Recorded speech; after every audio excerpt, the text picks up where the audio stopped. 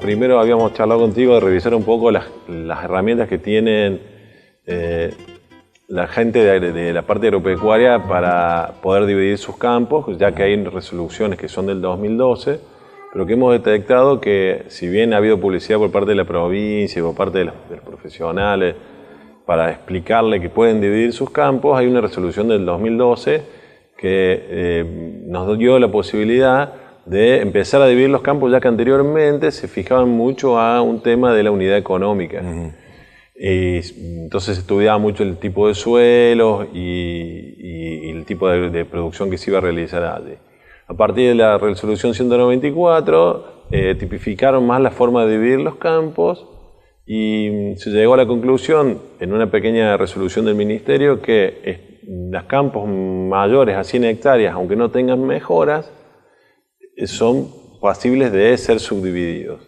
Y por abajo de las 100 hectáreas, entre las 15 hectáreas y las 100 hectáreas, cuando tuvieran mejoras, también pueden ser divididas en fracciones de hasta 15 hectáreas. Y por abajo de las 15 hectáreas, actividades intensivas y otros destinos también pueden ser tan contempladas.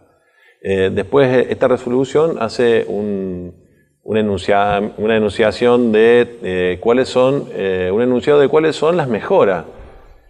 Y entonces, de todas maneras no son taxativas, pero por lo menos da los ejemplos. Y dice que alambrados perimetrales, alambrados internos, las casas, los molinos, las aguadas, los corrales, cargadores de hacienda, montes naturales, todo eso son mejoras que son suficientes para denunciarlas en una declaración de mejoras, en una declaración jurada de mejora por parte de los propietarios para solicitar la subdivisión de los campos.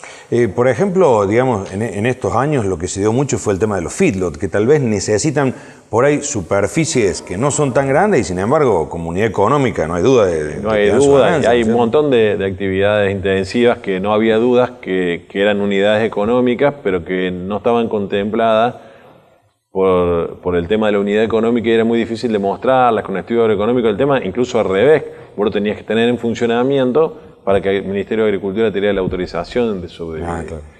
Y nos encontrábamos con que había muchísimas familias que habían quedado en condominio, los hijos, claro, y los hijos con los parientes y con los primos, y que no llegaban nunca a poder cada uno a tener su fracción de campo.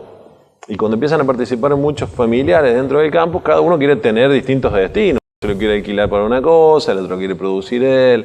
Bueno, esta herramienta de la subdivisión de campo nos está dando esta posibilidad.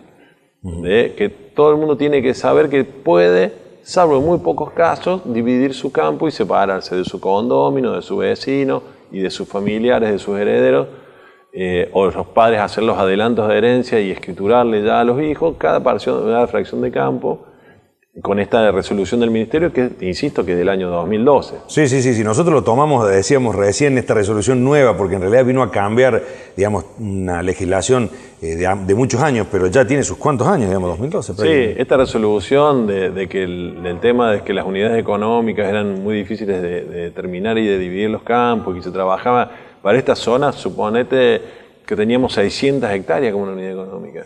Claro, bajábamos para el lado de San Pacho y nos íbamos 700, 800 hectáreas porque el suelo era medanoso. Pero claro, hoy con la tecnología de la siembra, con la tecnología de la semilla, un suelo medanoso, hoy lloviendo es un muy buen suelo. Sí. Esta era la ley que había nacido en la época del año 70 y pico, por ahí, con la ley Gouden, que era un gobernador de facto de la provincia que había sacado esta ley para el tema de la división de los campos. Obviamente que en esa época habrás cumplido con su objetivo, pero desde el 2002 para acá había quedado extemporáneo. Y sí, por el solo hecho nomás de todas estas cuestiones de las herencias que hacen que sí o sí los campos vayan siendo fracciones necesariamente un poco más chiquitas. ¿Tuviste muchas consultas sobre esto? ¿Cómo fue la experiencia de campo? Tuvimos como una explosión en el 2012 hasta que se acomodaron mucha gente que tenía grandes urgencias y ahora está está estable. Tenemos siempre una cantidad de trabajo importante, pero tuvo como un principio que fue muy importante. Aparte empezaron a participar otros actores que eran los contratistas rurales que tenían buenos beneficios y que se quedaban con pequeñas porciones de campo y que ellos mismos se alquilaban, lo cual hace falta que se puedan dividir los campos y que la gente pueda salirse de esta cosa que es la discusión de quién pagaba los impuestos, claro. ¿viste? Fallecía otro propietario más y había más herederos de los campos, entonces era como que estaba muy comprometido el tema de la titularidad de los inmuebles rurales. Le vamos a recordar a la gente también las mensuras obligatorias, ¿no es cierto? Que a veces también parece un tema remanido, pero que hay que tenerlo en cuenta porque llegan los momentos de hacer los negocios y esto puede ser una traba si no está correctamente Claro, hecho. esto ya en el 2011 el catastro de la provincia sacó una resolución, la resolución 1 del 2011 sacó una resolución diciendo que todas las transferencias de inmuebles rurales debían tener plano. Y ese plano podía ser uno existente, pero si no reunía con condiciones técnicas o el plano era anterior al 31 de diciembre de 1968, tenía que tener plano nuevo de mensura. Y cuando sale esta resolución decía, pero ¿quién va a precisar plano? Y nos encontramos que la mayoría de las propiedades de los inmuebles rurales de la zona nuestra, salvo sus divisiones más modernas, en una gran mayoría son todos planos de la colonia y son anteriores, si bien estamos hablando de más de 40 años, son anteriores. Y lo cual le empieza a dar garantía al comprador de que la superficie que está recibiendo es la verdadera, si dan contra un río, mejor aún, porque se soluciona mucho más cuál es la superficie verdadera que está recibiendo, si hubo corrimiento en la línea de ribera.